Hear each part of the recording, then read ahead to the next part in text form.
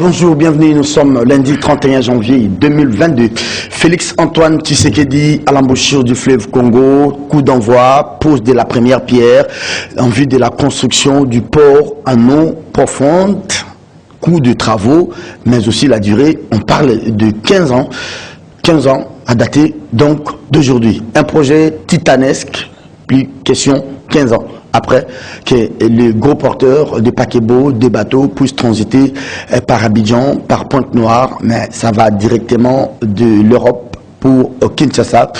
Félix Tshisekedi a voulu de cet événement, un événement vraiment grandeur nature, plusieurs personnalités, corps diplomatiques, tout comme des chefs de corps. Ils sont conviés aujourd'hui dans les territoires de Mwanda au Congo central. Un vieux projet, qui remonte depuis, je crois, le maréchal Mobutu, qui n'avait pas concrétisé cela. Félix Antoine Tshisekedi, Joseph Kabila, avec José Makila comme ministre VPM des Transports. Plusieurs fois, le président de l'époque, Joseph Kabila, avait demandé les réexamens de ces projets, ces grands projets, et c'est peut-être Félix Tshisekedi qui va les concrétiser aujourd'hui. Pose de la première ou la deuxième pierre, pas de polémique, on reste sur les faits. Autre sujet d'actualité ce matin, c'est Jantini Ngobila Mbaka, le très controversé gouverneur de la ville de Kinshasa, qui est sommé de pouvoir retirer, et si pas retirer, c'est de rapporter ces décisions prises il n'y a pas longtemps en termes d'arrêté du gouverneur, qui pour gommer tel bourgmestre, qui pour permettre tel autre. La sommation est du VPM Daniel Asselo Okito Ankoï. Il ne digère pas ces remue-ménages que fait le gouverneur de la ville de Kinshasa. D'ailleurs, selon Asselo Okito Ankoï, en violation des textes de loi. Autre sujet d'actualité, Jean-Marc Kabunda se conjugue désormais au passé au sein du parti présidentiel. La convention démocratique du parti a pris des résolutions de destituant et de l'excluant à la tête de ce parti. Il est aussitôt remplacé par le secrétaire général adjoint qui à l'époque était précédent, Augustin Kabouya, on l'appelle chez eux Mouanabouté, Augustin Kabouya, qui sera avec Wankwenda, tout comme avec certains membres de la CEP, c'est la commission électorale permanente de l'UDPS, pour pouvoir gérer au quotidien les partis. Je vous rappelle que déjà, après aujourd'hui, demain, l'UDPS va pouvoir commémorer la mort de son père parmi les géniteurs, Etienne Tshisekedi Ouamulumba. L'événement est venu peut-être bien avant pour que tout se passe dans l'ordre. Félix Tshisekedi qui s'adresse à la presse, en bon démocrate, nous n'aliénerons pas votre indépendance. Le chef de l'État qui recevait la presse, c'était les samedis pour tirer les rideaux de ce qu'auront été les assises des États généraux de la presse et de la communication. On en parle tout à l'heure. Merci à vous d'avoir choisi CCTV ce matin. Bienvenue. Voici les débats. Bonjour de Jésus. Bonjour Serge Kabongo, merci pour l'invitation. Merci à vous aussi. Allez, en face de Jésus Beledou qui est de Liberté Actu, nous avons John Lungila. Avec nous, John, bonjour. Bonjour Serge, bonjour à Beledou aussi, à ceux qui nous suivent. Allez, vous n'avez pas de stylo, je vous donne les papiers. Prenez les papiers, ça sera chaud, il y a beaucoup de thèmes de Jésus. Vous avez les papiers. Allez, on va aller dans les vues des sujets. John Lungila, les chefs de l'État, vous pouvez commencer la phrase. En bon démocrate, nous n'aliénerons pas votre indépendance. Vous commentez juste la phrase. Les assises du travail des États généraux, on en a longuement débattu ici, donc on ne va plus y revenir. Il est difficile de réunir la presse dans son ensemble, surtout si l'initiative est sous le patronage du pouvoir. Mais ici, il faut reconnaître que nous, en tant que presse, nous avons participé d'une manière efficace à la dégradation de l'image de notre pays. Ça, nous devons tous les reconnaître. Mais à un moment donné, nous devons faire une rétrospective pour redéfinir le rôle de la presse pour accompagner le développement, la paix, mais aussi et surtout la cohésion et l'unité nationale.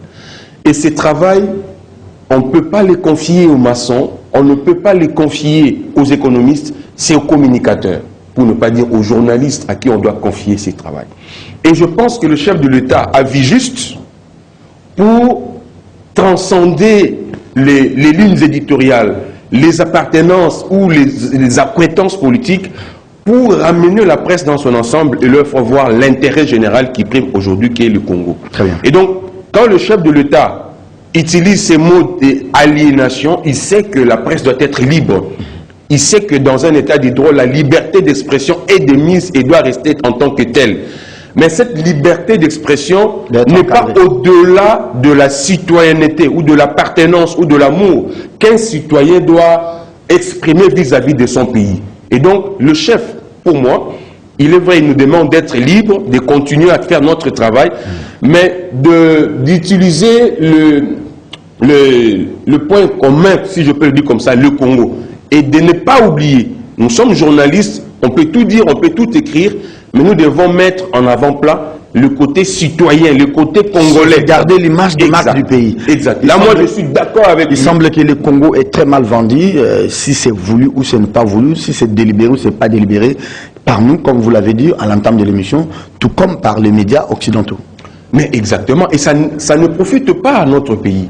Aujourd'hui, le Congo, à travers le monde, quand vous dites Congo, Kinshasa, on voit la guerre, on voit la pauvreté, on voit la misère, on voit un État à haut risque, où quand vous y allez, il faut faire très attention. On ne voit pas la forêt douce, on ne voit pas l'eau douce, exactement. On ne voit pas Denis Mukwege, prix Nobel, exactement. On ne voit pas tout ce qu'il y a de positif dans exactement. ce pays. Alors, voilà pourquoi je m'inscris dans la logique du ministre Mouyaya, que je félicite et que je salue, pour le changement de narratif, pour que ces pays soient vendus positivement en interne et à l'extérieur. Allez, merci beaucoup pour ce mot d'introduction à vous, cher John Lungila.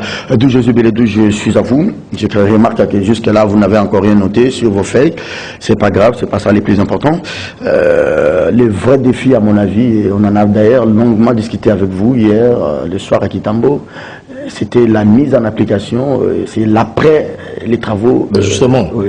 Le problème... et les comptes à rebours a commencé. Hein. Justement, moi je fais partie de la commission politique nationale de la communication, je crois que j'étais avec John Lungila. Serge, le problème il est effectivement sérieux, j'abonde dans le même sens que John Lungila. Aujourd'hui, lorsqu'on parle du Congo, pour la plupart des cas, les médias internationaux vendent très mal le Congo. D'où notre responsabilité en tant que journaliste. Serge, comment peut-on aujourd'hui admettre que le Congo est une destination ou capitale mondiale du viol? Et certains font l'apologie. En fait, les changements des narratifs, selon le contenu des travaux... Parlez du paradigme, si vous voulez. Changement du paradigme. Du paradigme, voilà. Parce qu'on semble limiter les contextes narratifs à Patrick Mouyaya. Oui.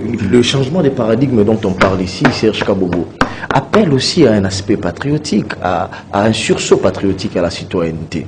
Et donc, c'est pour dire qu'au Congo, au-delà de tout ce que l'on peut raconter, la guerre, etc., mais regardez, nous avons quand même la rumba congolaise. La rumba congolaise qui aujourd'hui devient un patrimoine universel immatériel par l'UNESCO.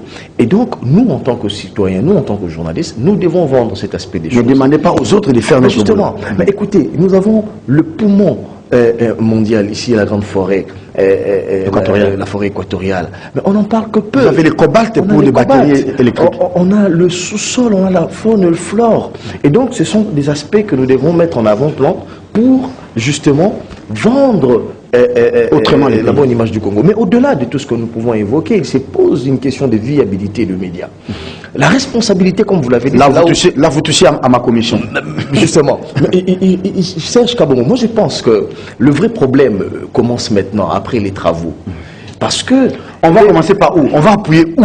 Quelle est la première résolution qui sera prise? Je pense la dépénalisation, on dit déjà qu'il ne faut pas. Serge. On attend le moratoire peut-être. Je pense qu'il faudrait commencer par la responsabilité des journalistes. Qui est journaliste? Qui ne l'est pas? Cette question doit être remise en surface. Et je pense que le problème de ce pays n'est pas le texte. La loi de 1996... 96 si vous voulez, mais cette loi est claire, ça définit les modalités d'exercice de la profession de journaliste. Mais est-ce que cela est appliqué? Il faut renforcer comme on l'a dit dans les États généraux. Il ne faudrait pas distribuer des cartes de journalistes comme on distribue le cacahuète. Aujourd'hui, on ne sait pas, on est perdu. Qui est journaliste et qui ne l'est pas. Pourtant, les textes sont là, et les textes d'ailleurs qui seront renforcés définissent clairement les procédures à mener pour finalement avoir une carte de presse. Merci. Un autre élément, c'est au niveau des médias. Aujourd'hui, Serge Kabogo, moi je me plains du fait qu'on invite les professionnels des médias, on invite les professeurs, on invite les techniciens audiovisuels, etc. Mais on n'invite pas les éditeurs ou les télédistributeurs, par exemple. Il existe des gens qui vendent les fréquences, etc. avec les StarTime, etc., les BlueSat, etc. Mais ils ne sont pas conviés, justement, à ces assises, mais malheureusement, c'est chaque jour, matin, midi, soir, que nous voyons des télévisions naître. Et ce sont des télédistributeurs qui hébergent toutes ces télévisions. Et ces télévisions qui n'ont aucune viabilité pour exister, malheureusement, font concurrence. Et la conséquence, c'est que lorsqu'il se pose un problème de professionnalisme avec ces médias qui se créent, la conséquence, c'est qu'on va fabriquer des moutons noirs à travers la République dans la presse. Et donc, je pense que prochainement, il faudrait mettre à contribution les télédistributeurs pour que finalement, nous renforcions notre secteur et afin de rendre plus viable le média. Je n'ai pas l'intention de vous donner de la matière sur ce qui a été notre commission qui parlait de la viabilité des médias, mais il y a quand même eu un grand débat autour du professeur Ekambo, Chantal Kanyembo et les rapporteurs Israël Moutala. Et je crois bien qu'il est prévu un grand plateau spécial sur les retombées de ces assises. Je crois à ce plateau vous sera ouvert pour un grand débat sur la question. Merci à vous. Allez, on va aller rapidement à l'Union pour la démocratie et les progrès sociaux. Vous connaissez d'ailleurs les systèmes DG. John a commencé, vous avez terminé, vous commencez et John va pouvoir terminer. L'UDPS, Kabound qui se conjugue désormais au passé, triste fin, c'était quand même prévisible. Oui, Serge, moi, d'entrée des jeux, je pense que c'est aussi ça la beauté de la démocratie. Au sein d'un parti politique, il existe ce qu'on appelle les guerres des positionnements. Ce n'est pas que ici en République démocratique du Congo, ailleurs également, en France, en Belgique, etc., dans les grands partis politiques. Même en Afrique, tout proche. Même en Afrique, tout proche de nous, il y a des guerres des positionnements. Et donc, dans ces guerres des positionnements, il y en a qui vont dans un sens comme dans l'autre, et du coup, il y a des remue-ménages, il y a des réaménagements au sein du parti. D'emblée, moi, j'aimerais circonscrire la situation de Jean-Marc Kabound déjà dans l'expression de la démocratie au sein de l'UDPS, qui se veut un parti démocrate. Dans un parti démocrate, il faudrait interroger les textes, il faudrait interroger la légalité, et je crois qu'ils en sont arrivés là. Mais sa destitution, semble-t-il, n'a pas suivi la légalité. Non. Même la commission qui a siégé là avec Ouan Kwenda, au lieu de 6 mois, mais la commission a passé près de mais cette commission-là n'a jamais exercé. Mais ce sont des griefs comme ça. Non, cette commission-là n'a jamais exercé. Vous poserez la question, par exemple, au cadre classique de l'UDPS. Je fais allusion ici, par exemple, à Paul Chilumbu. On vous dira que cette commission de Wakinda n'a jamais exercé par le simple fait qu'il y aurait eu une anarchie instaurée par Jean-Marc Kabound. Vous voyez pourquoi moi je parle d'une cuisine interne. Et donc, on considère que la commission commence à exercer à partir du moment où il siège maintenant pour le cas Kabound. Avec la décision de Kabound. Et justement, et que ça sera finalement compté. Et donc, Serge, mais s'il faudrait voir un autre aspect, pour dire l'aspect politique, je pense que la page Kabound, au regard de tous les éléments que nous avons finalement, c'est une page tournée au sein de l'Union pour la démocratie et le progrès social. D'abord, nous avons vu comment est-ce qu'il y a eu ces désaveux de toutes les structures du parti, jusqu'au niveau de l'Assemblée nationale, les députés, etc. Même en province. Les députés provinciaux. Et hier, je crois que c'était hier, avant-hier, c'était le point final à Kabound au sein du parti. Maintenant que Kabound est parti, la bonne question à se poser ici, c'est de savoir qu'est-ce qui va arriver au sein de la famille politique. Mais lorsque vous interrogez également les uns comme les autres, on dit, à un moment donné, Kabound avait poussé très loin les bouchons au sein du parti présidentiel, parce que comment expliquer que pour un fait aussi bénin que ce soit, on parlerait d'une altercation avec roulage, etc., Moura, etc., il va jusqu'à démissionner. On a vu des gens défiler dans sa résidence, le président de l'Assemblée, toutes les institutions allaient à Kingabwa, on a vu Mosso, on a vu le ministre de l'Intérieur, on a vu les gouverneurs de la justice déchus du Congo central, déchus, etc. Malheureusement, il semble-t-il que c'était pour aller négocier la tempérance. Malheureusement, contre toute attente, on a vu ces tweets, etc. D'aucuns ont jugé ces tweets d'une immaturité qui ne disait pas son nom, mais le problème c'est que ça fragilisait le parti UDPS. On se posait la question pour quelle personne roulait Jean-Marc Kabound. Et donc, au regard de tous ces éléments, le parti a décidé de mettre hors d'état de nuire Jean-Marc Kabound. Et donc, ce qu'il faudrait dire ici, Serge Kabongo, les feuilletons Kabound appartient au passé et au parti présidentiel parce qu'il a été radié. C'est une... On dit que c'est des décisions extrêmes. Non, c'est une décision extrême, mais malheureusement... Il semble que Félix n'était pas content pour la radiation. C'était peut-être pour... non, pas pour l'exclusion. Pensez-vous que quelque chose peut se passer à l'UDPS sans que Tshisekedi ne soit au courant ou que Tshisekedi ne donne un avis? Non, moi je ne le pense pas. Il ne faudrait pas aller par le dos de la cuillère. Lorsque Kabouya, par exemple, vous parle de la hiérarchie, il va se référer à la hiérarchie. Au-delà de tout, nous savons que le Félix Tshisekedi est l'autorité morale de ce parti UDPS. Et donc, la radiation est un barème d'exclusion des sanctions prévues dans les règlements intérieurs de l'Union pour la démocratie et les progrès sociaux. Et donc, à ce stade de choses, je pense que Kabound ne peut même plus arriver au parti présidentiel parce qu'il est radié. Et au niveau de l'Assemblée, vous savez qu'il y a une motion qui est déposée par les députés à l'Assemblée nationale. Et une fois que la rentrée parlementaire, la session de mars ici va s'ouvrir, je crois que la question sera sur la table.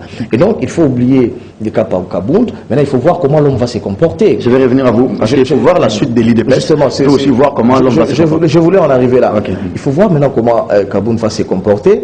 Serge Kabongo. Kabound, à un moment donné, il faut le dire, hein, Kabound, c'est quelqu'un très proche de Tshisekedi.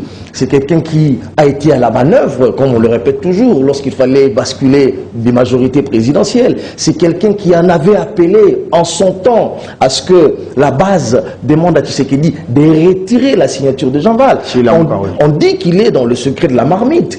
Est-ce que Kabound ne sera pas gênant pour la suite des événements pour Tshisekedi? Ne va-t-il pas mettre à nu les secrets d'État, entre guillemets, s'il en possédait, pour déstabiliser les présidents de la République, quitte à l'opinion de voir l'attitude de Kabound demain. Mais je pense que si l'UDPS est arrivé jusqu'à radier Jean-Marc Kabound, c'est parce que, chers Kabongo, ils savent que si vous laissez Jean-Marc Kabound au sein du parti, il va se reconstituer et il risque de diviser le parti. Ça, c'est une analyse que je fais, je peux me tromper, mais je pense que la meilleure et la bonne solution à ce stade des choses, c'était de mettre hors d'état de nuire Kabound au sein de l'UDPS, et la seule façon c'était de le mettre à l'extérieur et d'en appeler à la commission la CDP, hein, vous parlez de la Convention démocratique du parti. Maintenant, il gère le parti à trois. Hein. Il y a la CDP, il y a la CEP. Ben justement, il y a la CDP qui pratiquement a été comme une commission de discipline qui a entendu... C'est comme le Parlement du parti, l'exécutif. Hein. L'exécutif du parti. Et donc, aujourd'hui, on va revenir au directoire, semble-t-il, qui est composé de la Convention démocratique, du secrétariat général et la CEP. Hein. Et de la CEP, la commission électorale permanente. Et ce sont de ces structures, et ce sont ces trois structures qui vont désormais gérer le parti jusqu'à amener le parti au Congrès. Je pense... Jésus, et votre mal en patience, peut-être que quand on va prendre l'autre thème, vous allez pouvoir rebondir sur le thème de l'UDPS. J'ai suivi Léon Moubikaï, qui est le président du groupe parlementaire UDPS. Il dit déjà aujourd'hui, lundi, ils vont saisir les bureaux de l'Assemblée nationale, John Lumila, en vue de demander la récupération, je ne sais pas moi si le concept convient, de son poste, et peut-être que ça va se passer à la prochaine rentrée. Merci beaucoup Serge. Je suis tout à fait d'accord avec Bélédou, mais je dois vraiment l'inviter à s'habituer déjà à conjuguer Kabound au passé. Oui. Parce qu'à un moment donné, il dit non, il est le proche, c'est un proche. Non, il est au passé. Je suis d'accord avec il était, je suis d'accord. Il est toujours. Il était. Non, je vais parler de Vital. Non, là, j'ai pas de caméra. Il était, il est toujours, il est sera. Notre frère Pis Gérard, il n'y est plus. Kabound n'y est plus. Allez, attention, certains ont pensé que je n'ai pas dit que Kabound n'est plus. Non, j'ai dit Kabound n'y est plus. Vous savez, vous êtes en train de sourire, mais ça fait mal à Kabound à la maison. En vous suivant, vous pensez que c'est la fête. Non, c'est sourire. Allez-y. Le plus important, j'aimerais rappeler que c'est vraiment un dénouement malheureux pour Kabound. Et je rappelle ici que vous étiez parmi les premiers reporters, je ne vous appelle pas directeur parce qu'il y a entre nous, parmi les premiers reporters à nous donner les déroulements et les événements, comment ça s'est passé minute après minute, parce qu'à l'époque, vous habitiez les quartiers de Kabound. Et vous venez de quitter ces quartiers. Oui, j'ai quitté. Oui. D'ailleurs, c'est cette phrase qui avait un peu énervé, que Kabound était devenu un pion qu'il fallait écarter et casser. C'est ce qui est arrivé aujourd'hui.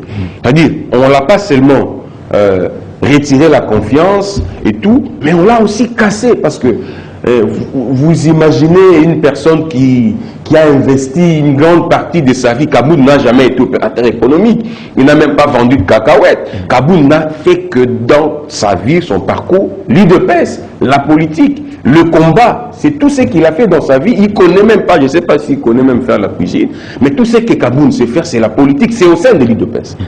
Et qu'aujourd'hui, un parti pour lequel vous avez milité, vous avez gravi tous les échelons jusqu'à devenir président ad intérim, occuper le fauteuil de... Lui, c'est pas Moukwantombo, je ne sais pas comment on l'appelle, les Sphinx.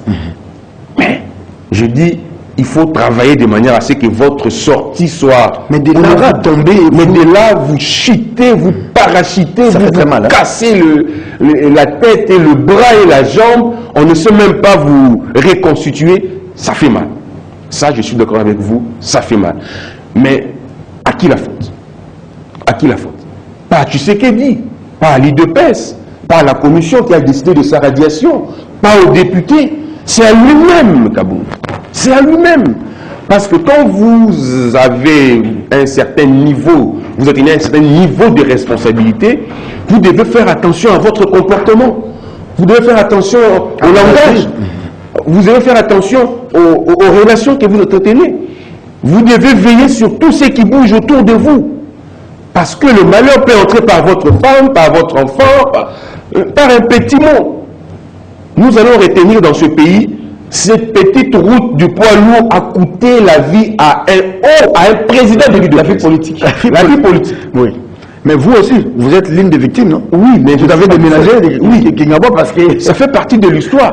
Cette route poids lourd, ça veut dire, ce sont de petites choses, mais qui peuvent vous coûter cher. On peut changer le nom de poids lourd, mais là c'est la route Kabound. Il faut baptiser ça comme ça. Alors, et à un moment donné, pour comprendre les niveaux que Kabound avait atteint, on avait comme l'impression qu'il y avait, après cette situation, un autre palais de la nation à Kingabwa. Ah oui. Parce que toutes les institutions, les chefs des corps, les chefs des partis politiques, le gouverneur, les ministres, les députés ont effectué les déplacements de Kingabwa. Comme pour dire, Kingabwa était devenu le deuxième siège des institutions. Et il fallait mettre... Sans le dire. Parce que nous l'avons compris avec ça. Et aujourd'hui, il n'y a que le palais de la nation, maintenant c'est la cité de l'OUA où il faut aller pour avoir le pouvoir. Mais il fallait aussi aller à Kingabwa, et nous l'avons constaté. Mais malheureusement, Kabound n'a pas joué. Maintenant, la question qu'il faut se poser, quel va devenir Kabound? Déjà, au niveau du parti, il faut oublier. Il ne peut pas engager un bras de fer avec l'UDPS. Il n'en a pas le moyen, il n'en a pas la force. Il ne peut pas engager un bras de fer avec le président de la République. Il n'en a pas le moyen, il n'en a pas la force. Pour sauver sa peau, moi je conseillerais à Kabound de faire comme Vital. Ça veut dire, ce qui lui reste à faire maintenant, c'est de créer son parti politique et de mener une lutte conformément à notre constitution. Ça veut dire, nous ne voulons pas, s'il sera dans l'opposition, ça c'est clair, nous ne voulons pas entendre de lui le secret d'État. Oui, le secret d'État. Nous, je suis d'accord. Que lui-même a participé à la construction de ces effectivement. Et vous savez, même quand on est dans l'administration publique, en tant que cadre, même quand on vous chasse, même quand on vous révoque, vous avez l'interdiction de livrer les secrets que vous détenez sur le tas, sous l'administration. Merci John. Excuse-moi, je suis directeur à l'EPST. Ça n'arrivera pas comme c'est arrivé à Kabound, où on me radie, où on me chasse de l'administration. Tout ce que je détiens comme secret de l'administration, je ne peux pas le mettre à la place publique. Je serai poursuivable. Et Kabound, c'est ce que moi je lui déconseille. Je sais que pour le moment, sur le plan politique, il a intérêt à préserver le peu qui lui reste. Déjà au niveau du Parlement, c'est clair, il sera encore destitué, mais il va peut-être garder le siège comme député, mais il ne peut rien faire pour le moment. Peut-être avec son décision. Est-ce qu'il a assez de marge de manœuvre de Jésus de pouvoir créer une fronde au sein de l'UDPS en partant avec certains députés. Non, ils vont peut-être le suivre sans le dire. Il faut rappeler le contexte de la création de l'UDPS avec les 13 parlementaires. L'UDPS est un parti qui a survécu à plusieurs catastrophes, à plusieurs départs, jusqu'à ce que Tshisekedi est resté présent là. C'est pas comme les Palous, hein. C'est pas comme les Palous. Serge, il y en a eu des secrétaires généraux qui sont partis, il y en a eu des caciques, des cadres qui sont partis, mais l'UDPS a existé. Il y en a eu plusieurs tentatives pour diviser l'UDPS sous Kabila, rappelez-vous. Il y a eu des débauchages comme pas possible, mais l'UDPS a survécu. Moi je pense que, comme disait quelqu'un, Kabound, à un moment donné, il avait pris beaucoup de lait, il s'est miré, il se voyait comme un lion. Et malheureusement, la réalité l'a rattrapé. C'est Paul Tshilombo qui a dit ça. Justement, à travers cette radiation. Et donc, dire que le parti va être déstabilisé, Serge, je ne le pense pas. L'UDPS est un grand parti. Et d'ailleurs, moi je le dis toujours, les partis politiques en RDC sont intimement liés aux tribus et aux personnes qui les créent. Très bien.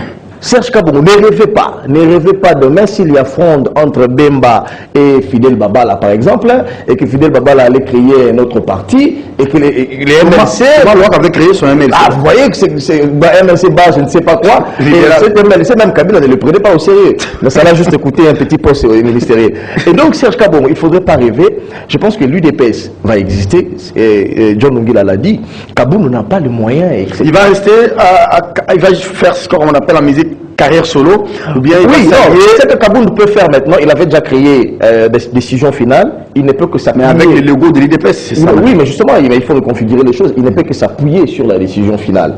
Mais Serge, moi, j'aimerais ici revenir à la situation maintenant globale au sein de la relation que Tshisekedi va avoir avec l'UDPS. Parce que Kabound a été payé en monnaie de singe. Parce que c'est l'homme orchestre de tout ce qu'on a connu comme basculement. Non, le problème majorité. Non, Serge, vous voyez ces discours. Quand Kabound battait les rappels de troupes pour récupérer les Mbosso et tous les autres, on n'a pas vu les Paul Tshilombo qui aujourd'hui s'en prennent à Kabound de vive voix. Il a même quitté son voyage en Europe pour venir s'attaquer à Kabound. Il gagne finalement son coup. Mais est-ce qu'en politique, ça se paye comme ça? Serge Kabound, c'est ça tout le problème, d'ailleurs. Vous voyez le discours que vous tenez ici, c'est ce qu'on reproche justement à Kabound. Et c'est ça qu'on a reproché peut-être hier à Augustin Katumba Mwangi. C'est-à-dire, lorsque vous dites à qui veut vous entendre que c'est vous le vrai détenteur du pouvoir, dans un régime où le président existe, j'ai la plénitude des pouvoirs, c'est moi qui ai concouru à tout ceci, et vous défiez publiquement le président de la République. Je rappelle ici que Serge Kabound, comment vous pouvez remettre en cause de manière publique par un tweet un acte posé par le conseil spécial du président de la République alors qu'il serait en mission officielle? C'est-à-dire, vous mettez à nu, vous voulez dire à Tshisekedi, si vous ne savez pas prendre les bateaux de commandement pour taper sur les doigts de François Béat, moi je veux le faire. Et donc ce sont des actes d'insubordination, même si on ne le dit pas, qui gênent le président de la République. Et donc il y en a comme ça, des cas sont légion, ce qui s'est passé, et même au sein du parti. Serge, je rappelle ici qu'il y a eu un mouvement qui est sorti de je ne sais pas où, qui dirait que les conseillers, l'un des conseillers du président de la République, à l'occurrence de Bilomba, aurait détourné 14 millions de dollars du FPI. Et donc, il fallait juste qu'il y ait cette clameur publique dans les réseaux sociaux pour voir Kabound monter sur ses chevaux et suspendre. C'est une première dans ce parti politique qu'un cadre ne soit pas entendu et suspendu. C'est-à-dire au sein de l'UDPS. Il a validé l'info comme il a confirmé qu'au président, il y a des gens qui détournent. Justement. Et donc, le président lui-même n'a pas suspendu son conseiller en interne, le temps d'avoir assez d'éléments de vérification, mais c'est le président du parti présidentiel qui tape sur le... Même les chefs de l'État en difficulté, en position inconfortable. Les cas sont les gens, je peux en citer 10 ou 20, on n'a pas assez d'éléments. Et donc, je vais ici dire, c'est devenu un peu de trop pour le président de la République et c'est devenu gênant de faire hommage au président de la République. Mais Serge, il faut rappeler, pardon, je vais chuter, laissez-moi juste 2 minutes, je vous fais récupérer dans mon temps d'antenne. Mais il faut rappeler ici que Tshisekedi, moi à un moment donné, je me dis que c'est le meilleur ou le bon manager. Tshisekedi a la capacité d'encaisser des coups et de se faire passer pour un naïf pendant autant d'années. Un faux naïf. Un faux naïf. Et lorsqu'il agit, il surprend toujours l'opinion. On l'a vu avec le FCC. Qu'est-ce qu'on n'a pas entendu de Tshisekedi? Un président patin, placebo, etc. Il ne s'est pas séparé de Kabila, etc. Mais lorsqu'on a vu le revirement, tout ce qui s'est passé après, on dit, ah, Tshisekedi devient dictateur. Les narratifs changent, comme aime le dire Mouyaya. Et donc, Tshisekedi a entendu, il a encaissé, il apprenait ce qui se passait autour de Kabound. Il encaissait et il attendait le moment opportun. Les moments opportuns, je pense que c'est le contexte actuel parce qu'il ne pouvait pas se désolidariser de Kabound alors qu'il faisait face au FCC et à la Mouka en interne. Aujourd'hui, et à Vital Kamerhe aussi. Et à Vital Kamerhe qui était un partenaire considéré entre guillemets, il est du cash. Bon, au sein du cash. Au sein du cash. Et donc, Tshisekedi avait plusieurs fronts à l'externe, et créer un front en interne au sein du parti, ça allait fragiliser davantage son pouvoir. Et donc, aujourd'hui, Tshisekedi a le bon moment pour attaquer. C'est là où je dis, c'est un bon chasseur. Il sait bien prendre son arc et lancer lorsque l'animal est distrait. Et c'est là où il a l'animal Kabound, et Kabound est parti. Pardon, Serge. Non, malheureusement. Ouais, malheureusement. Il en finit avec les FCC et Kabila. Il vient maintenant, il en finit avec Vital Kamerhe qui brandissait l'épouvantail de sa candidature, déjà son CV. Et maintenant, il entre à l'IDPS. Il en finit maintenant avec Kabound. À qui le prochain tour? Ah, bon. À celui qui va oser. À celui qui va oser. Est-ce que ce n'est pas que c'est des signaux comme ça qu'ils envoient aux partenaires? Regardez comment il a fait avec Kabila. Paf! Il vole à Kabila sa majorité. Ok, c'est un bon manager. Vous savez. Non, il est tout de la majorité. Je rappelle que attendez, il ravit à Kabila la majorité. Ça c'est de un. De deux, Vital Kamerhe est parti en prison, condamné en appel, et jusqu'aujourd'hui, son CV, il est déjà jusque-là. Si la cassation, au niveau du pouvoir, ne réajuste pas, hors d'état de nuire. Il vient à Kabound, il achève Kabound. Est-ce que les autres partenaires là ne voient pas? Mais oui, c'est Félix Tshisekedi. Oui. Comme certains aiment bien le dire, c'est le fils de Tshisekedi, Azamouana Tshisekedi. Et nous tous nous savons qui est Tshisekedi. Je voulais parler un peu comme les vieux Noumalantine. Tshisekedi. Qui est Tshisekedi? Et donc, c'est comme des Bélédou, je sais que de temps en temps, ils voient le président de la République, mais pour ceux qui connaissent le président de la République, non, on l'a tous vu. On l'a tous vu pour la première fois. Donc pour ceux qui connaissent bien le président de la République, comme mon frère Bélédou, je suis Bélédou, comment ça? Faut pas l'expliquer. Je préfère le dire à Yuma. Tshisekedi Basakanakana été. Afoyuma. Azafoyuma. Mais quand il décide au Gondimati, vous avez cité Vital ici. Je sais que c'était un accident de parcours. Pour moi. Aussi parce que Vital, il reste toujours partenaire. Il reste toujours partenaire. D'ailleurs, Vital a été sage au-delà de tous les sorts lui réservés. Il a gardé la ligne. Il n'a pas voulu se mettre en confrontation avec le président de la République. Mais c'est ce que l'autre n'a pas fait. Mais si vous voyez quelqu'un comme Vital, l'homme qui a, qu'est-ce qu'on peut dire? Ce que Vital a apporté, on ne peut pas dire qu'il a fait que le chef de l'État soit président. Ça, c'est la jamais bien. Merci.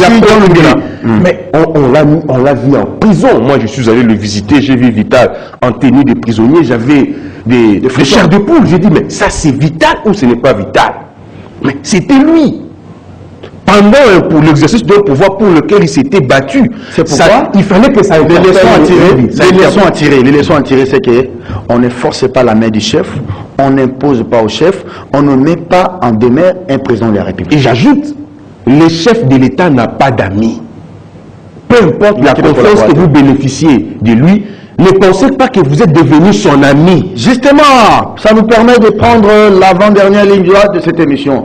Le chef de l'État n'a pas d'amis, Dixit John Lungila, mais c'est malheureusement l'image que ça donne dans la ville de Kinshasa. Ngobila qui bouffe ou qui buffe tel bourgmestre, qui permettent des bourgmestres qui sont nommé par ordonnance présidentielle, parallélisme de forme et de fond, les droits administratifs. Je crois que vous et mon oncle Tepema est encore vivant. Ngobila en fait un peu à sa manière. Alors, le VPM a demandé qu'il puisse, le terme c'est quoi, qu'il puisse rapporter ses décisions en termes de... Le gouverneur agit par arrêté. Avant de répondre à cette question, permettez-moi de faire une petite mise au point. Nous devons tous nous mettre d'accord que la ville de Kinshasa connaît des avancements en termes de salubrité. Surtout, nous savons voir chaque soir, chaque nuit, il y a des équipes qui sont un peu déployées à travers la ville pour assurer l'assainissement. Oui. Nous n'avons plus de montagne des immondices comme ça a été le cas à l'époque. Même si à Kitamo, il y en a 3. Oui, parce que la salubrité, c'est un exercice continu. Voilà. Ouais. On peut balayer aujourd'hui, il faut revenir. Un idéal, c'est exactement, c'est chaque jour. Mais aussi, vous savez que le gouverneur la ville venait de lancer l'opération Zéro Trou. On doit reconnaître les avancées significatives et positives de cette opération. Aujourd'hui, on enregistre de moins en moins la présence de trous sur la voirie, sur le route. Même si à Kitamo, chez Bangala, on ne sait plus accéder. Même si certains estiment que faussement qu'il y a eu 700 trous, ce qui n'est pas vrai. 700 trous, oui. Oh, mais je vous dis, il y a des sorciers qui allez-y dans le fond. Je vais entrer dans le fond. Alors, ça nous donne le droit de marcher sur le texte de loi. Ok, on dit ceci. Ngobila ou pas Ngobila, l'exécutif provincial a gagné sur le plan de la salubrité, est en train, selon vous, de gagner sur le plan de Kinshasa Zéro Trou. Est-ce que c'est au nom de ça que le gouverneur doit marcher sur les textes légaux? Je parle ici des décrets-lois de 98 sous Mouzé et je parle de la Constitution. Parce que la Constitution dit que les gouverneurs, les bourgmestres sont nommés par ordonnance présidentielle. Et ceux qui ont été nommés ne peuvent pas être révoqués ou ne peuvent pas être buffés par un arrêté du gouverneur. Mais que faire des gouverneurs incompétents? Non, des bourgmestres incompétents. Oui. Que faire de bourgmestres? Vous savez, la ville a une vision. Oui. La vision, c'est vrai, elle est portée par le gouverneur, mais c'est une vision qui obéit à la vision principale du chef de l'État. Oui. Mais cette vision doit être pilotée par qui? Par des individus, pas par des robots. Mais si des individus désignés au niveau de la base, qui sont les bourgmestres, n'arrivent pas à accompagner cette vision pour qu'on atteigne des objectifs escomptés, il faut violer. Qu'est-ce qu'il faut faire? Il faut violer. Il faut violer. Est-ce que vous savez? Non, j'avance. Qu'est-ce qu'on fait? Mais ce n'est pas la première fois qu'à Kinshasa, on fait un petit réaménagement. Comment le Rossi, comment ils appelaient le Rossi Kiwa, est arrivé à mettre le Kinshasa. Vous savez que là-bas, le gouverneur était, les ministres étaient, était parti. Il fallait ça veut dire, il y a des communes où on a des bourgmestres incompétents, qui ne sont pas à la hauteur. Le besoin se présente. Mais je suis d'accord avec moi, je dis ceci. Je suis d'accord avec tous les bourgmestres incompétents. Je suis d'accord avec parce que nous avons été avec eux pendant plus de 10 ans. Nous savons comment est-ce qu'ils agissent. Ça n'interdit pas au président de la République de pouvoir remplacer ses bourgmestres. Si le président de la République voit ça et laisse tomber, pendant qu'il n'y a que lui qui peut révoquer, parce que parallélisme des formes et des fonds, il prend une autre ordonnance, abrogeant la première ordonnance. Si lui ne le fait pas, au nom de quoi Ngobila doit le faire? Donc, vous appuyez le fait qu'il l'avait fait avec les Rossi Kiwa. Non, c'est pas ce que je dis. Il peut le faire. Ngobila n'a pas nommé de bourgmestre. Mais aussi, j'ai dit, il n'a pas nommé mais Rossi Kiwa. Non, attendez, Rossi Kiwa. Non, c'était non, Rossi a été nommé par Ngobila. Il n'a pas nommé de bourgmestre. C'est vrai, ces personnes à la tête de ces communes, ils jouent d'office. Ils sont qui? Ils ont personne. Des bourgmestres. Mais ils ne sont pas nommés bourgmestres. Non, il ne faut pas t'avoir. Allez, donnez-vous. Maintenant, c'est une dame Pépito là, qui est venue ici à la commune de Kinshasa. Il faut finalement qu'on arrête avec l'anarchie. Après, on l'a permis. Il y a mon vieux de Matete là, c'est qui? Il y a Antolo Ngangé. Suspendu pendant plus de 6 mois. Serge, je pense qu'il faut interroger les textes. C'est une illégalité. Ngobila, effectivement, permettait désigner et nommer les bourgmestres, comme il en a fait avant, sous Kankonde, et il a tenté encore de le faire sous Daniel Asielo. Serge, il faut interroger les textes. La loi de 1998 que vous avez évoquée ici est claire. Les bourgmestres et les ATD sont nommés par une ordonnance présidentielle. Le chef du territoire, etc., les maires, etc., c'est par les ministres de l'Intérieur. Et donc, ici, venir appuyer une nomination d'un bourgmestre par un gouverneur, c'est une illégalité. C'est de l'anarchie simplement. Et donc, si Ngobila l'avait fait bien avant, et d'ailleurs ce n'est même pas une jurisprudence, parce que j'entends les gens s'appuyer sur ça, il y a une jurisprudence qu'il avait déjà nommée. Non, ce n'est pas une jurisprudence. C'est une erreur administrative. Et administrative plutôt. C'est-à-dire c'est un précédent administratif qui doit être corrigé rapidement. C'est ainsi que vous avez vu ce rappel du VPM intérieur Daniel Aciolo pour dire à Ngobila, vous n'avez pas capacité, vous n'avez pas le droit, vous n'avez pas la compétence de nommer un bourgmestre.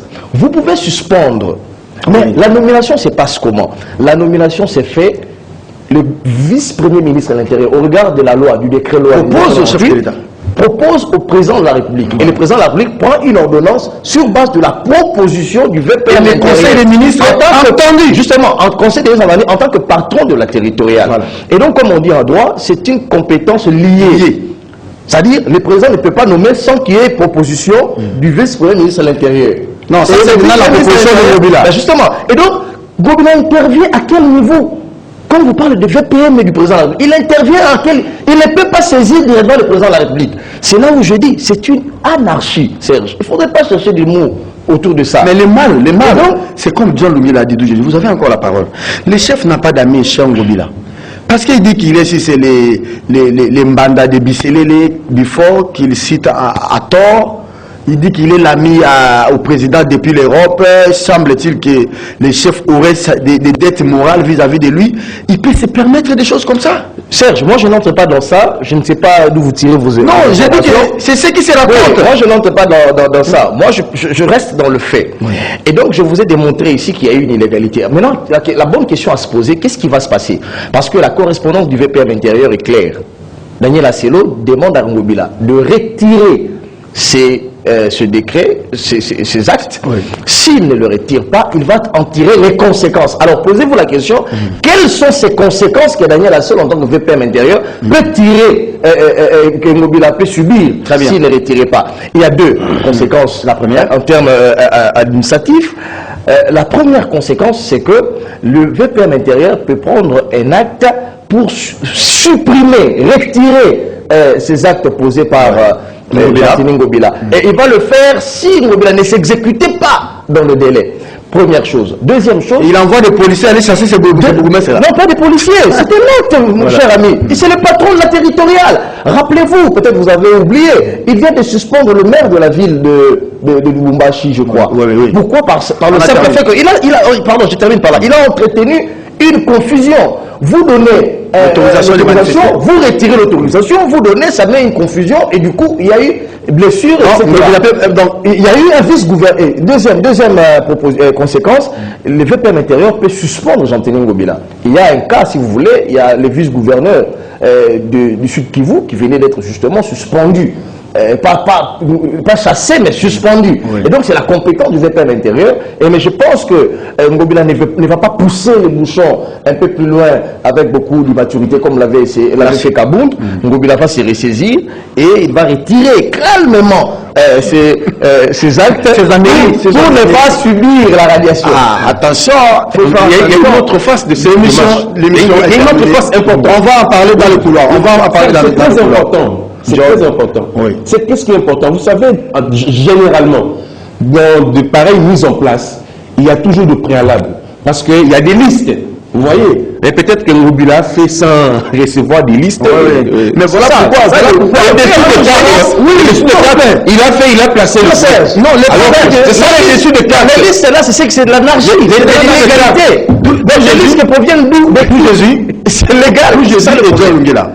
Nous devons faire attention et nous devons beaucoup tirer des leçons avec ce qui s'est passé avec Kabound.